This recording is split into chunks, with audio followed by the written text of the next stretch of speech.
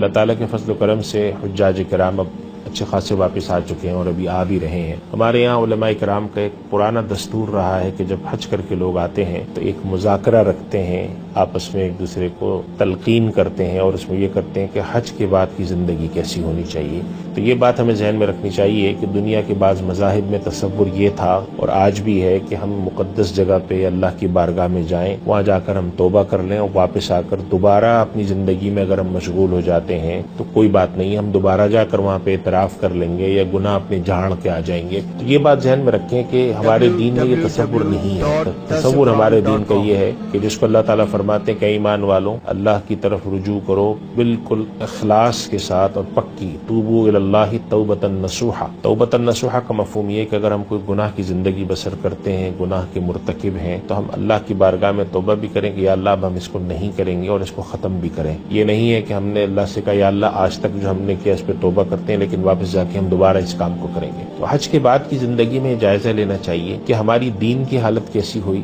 حقوق العباد کے حوالے سے ہم کیسے ہیں اور حقوق اللہ کے حوالے سے کیسے ہیں۔ اگر پہلے بھی ہم حرام کماتے تھے اور بعد میں بھی کماتے ہیں، پہلے بھی ہم لوگوں کو تکلیف اور ایذا میں رکھتے تھے، ان کے حق دبائے ہوئے تھے، اب بھی دباتے ہیں، ہماری دینی زندگی پہلے جیسی تھی ویسے ہی اب بھی ہے، تو اس کا مطلب ہے کہ حج نے ہماری زندگی پہ کوئی بڑا اثر نہیں ڈالا، جبکہ حج کا اثر نبی کریم صلی اللہ علیہ وسلم فرماتے ہیں کہ اگر کوئی شخص خالصتاً اللہ کی رضا کے لیے حج کرے، نہ اس میں کوئی فحش بات کرے، نہ کسی سے لڑائی جھگڑا کرے، تو وہ ایسے واپس لوٹتا ہے حج کر کے جیسا کہ گویا کہ آج اس کو اس کی ماں نے جنا ہو، یعنی اتنا وہ پاک صاف ہوتا ہے، گناہوں سے بالکل صاف ہو کر آتا ہے۔ ہم حج کر کے واپس آئیں اور ویسے ہی حرام کھاتے رہیں جیسے پہلے کھاتے تھے، ہمارے پڑوسی ہم سے ویسے ہی ایذا اٹھاتے رہیں، لوگوں کے ہم حق مارتے رہیں اور تمام غلط سارے کام دوبارہ جاری کر لیں، آ کر دین کی ہماری وہی کیفیت رہے، نماز ہماری ویسے ہی خراب ہو، اخلاق ہمارے ویسے ہی خراب ہو، حقوق اللہ بھی حقوق العباد دونوں خراب ہو، اس کا مطلب تو یہ ہوا کہ اس حج نے ہماری زندگی پر اثر نہیں ڈالا۔ ہمارے یہاں بعض علماء نے تو اور سخت بات کی ہوئی، فرماتے ہیں کہ حج کے قبول ہونے کی یا نہ ہونے کی بھی ایک نشانی یہ ہے کہ وہ شخص حج کے بعد کی زندگی کیسے بسر کر رہا ہے۔ اس لیے ہم میں سے جو لوگ بھی حج سے واپس آتے ہیں ان کو چاہیے کہ اپنی زندگی کے اندر کچھ تبدیلیاں ضرور لائیں، حج سے آنے کے بعد کوشش کریں کہ زندگی میں تبدیلی